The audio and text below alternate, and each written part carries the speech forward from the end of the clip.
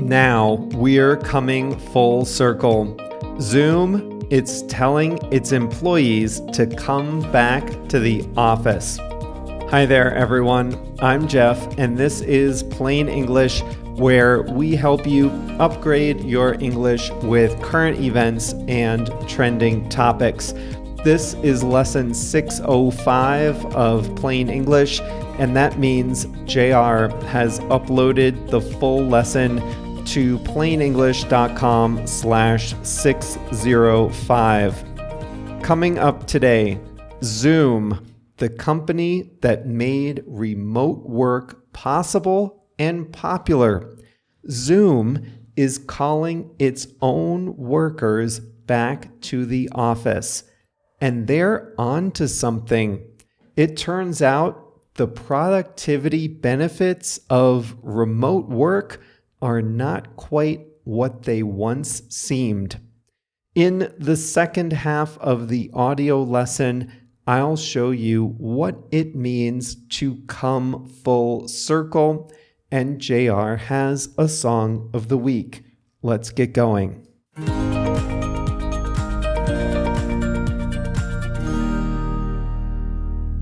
It's often said that a brand has really made it when the brand's name becomes a verb.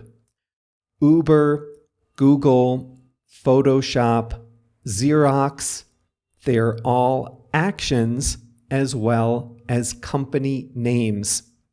In the early days of the pandemic, a little-known teleconferencing service achieved that level of fame almost overnight. Zoom. It became so common that we even began talking about Zoom fatigue. I suppose a whole other level of infamy comes when your company name is associated with a disease. But I digress. Zoom came to symbolize the potential of a fully remote future. Would we ever go to offices anymore? Could we live from anywhere? Would we never have to commute again? Could we ditch our business attire? We'll just do all our work on Zoom. Well, now, 3 years after COVID upended the world of office work, Zoom itself is calling its workers back to the office. The champion of remote work says it wants its own workers in the office 2 or 3 days a week. They're calling it a structured hybrid approach, and that word structured is key. It's the opposite of flexible, and it means the in-office part is not optional. Is Zoom waving the white flag? The company's stock is down over 80% from its pandemic high, and many of its clients, the world's big companies, are souring on the idea of fully remote work.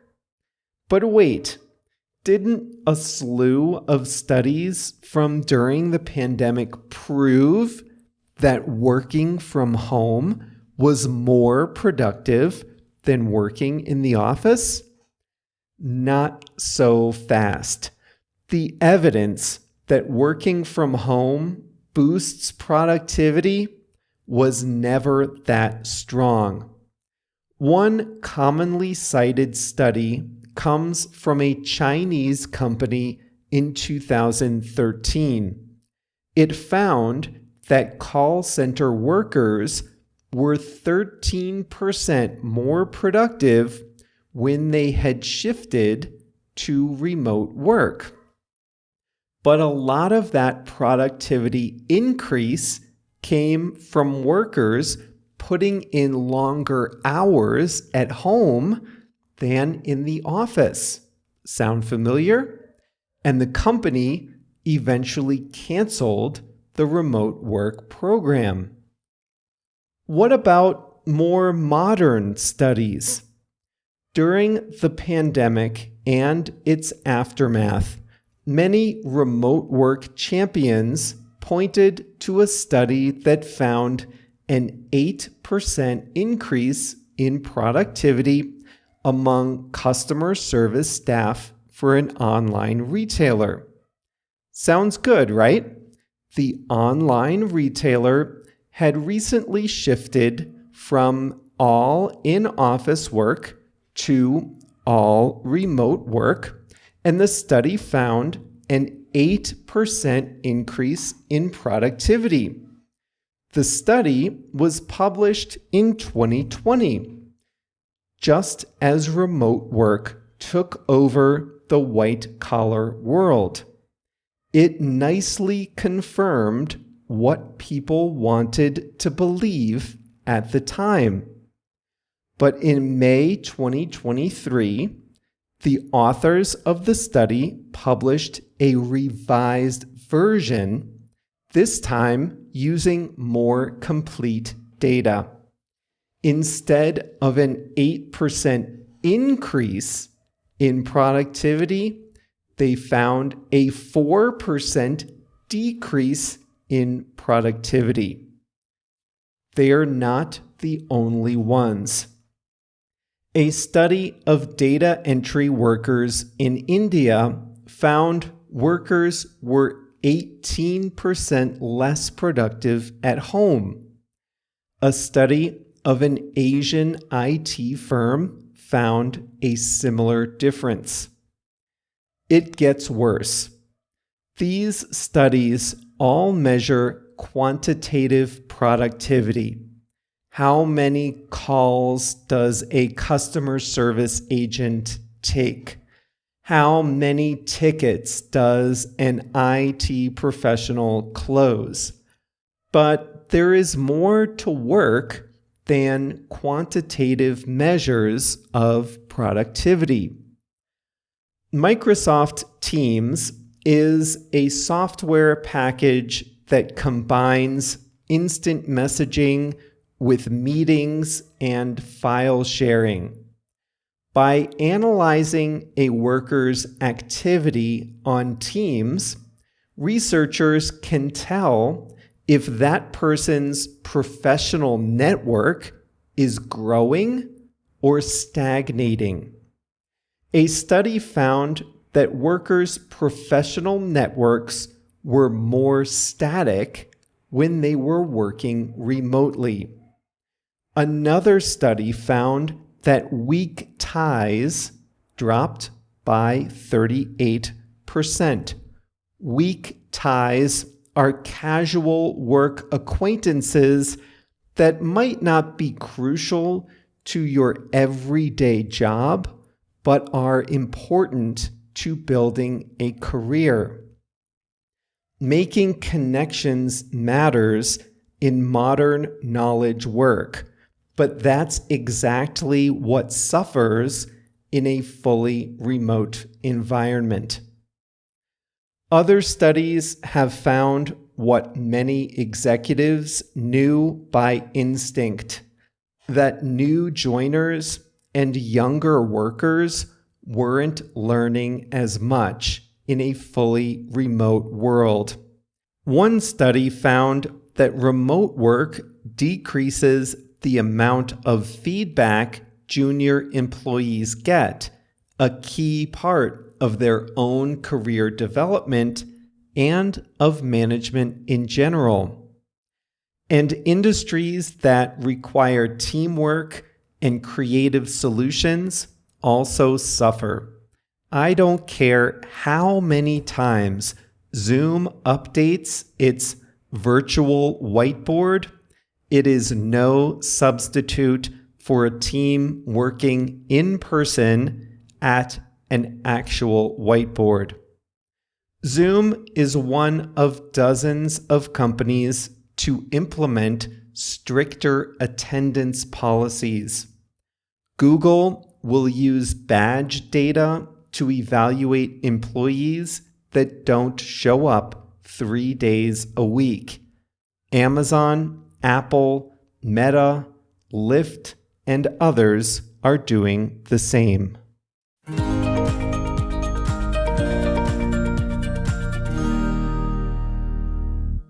I always thought, I knew in my heart that remote work was a lifestyle benefit.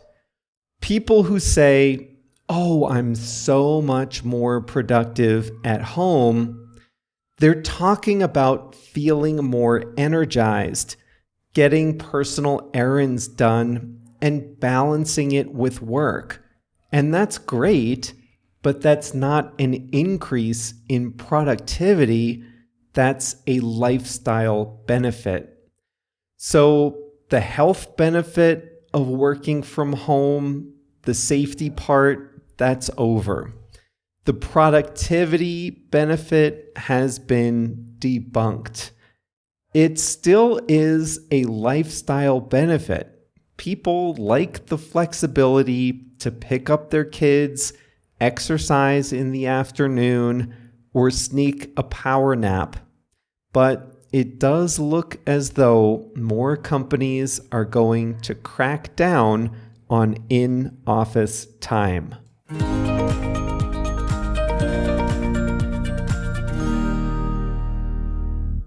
This is incredible. JR's Song of the Week is Footloose by Kenny Loggins.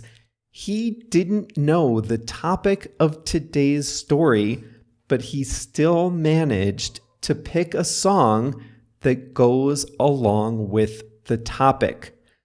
Footloose is about someone who's bored working all day and wants to go out dancing, let his feet loose on the dance floor. Here's how the song starts. Been working so hard, punching my card, 8 hours for what? And then he sings, tonight I gotta cut loose, foot loose. Punching a card is a metaphor for going to an hourly job. You used to actually have a card. I had one as a teenager. And you'd put your card into a machine and punch in and punch out. The punch was the machine stamping the time on your card so you could get paid for not a minute more and not a minute less than you worked. Anyway, JR's Song of the Week is a classic from 1984, Footloose by Kenny Loggins. Next up, today's expression, come full circle.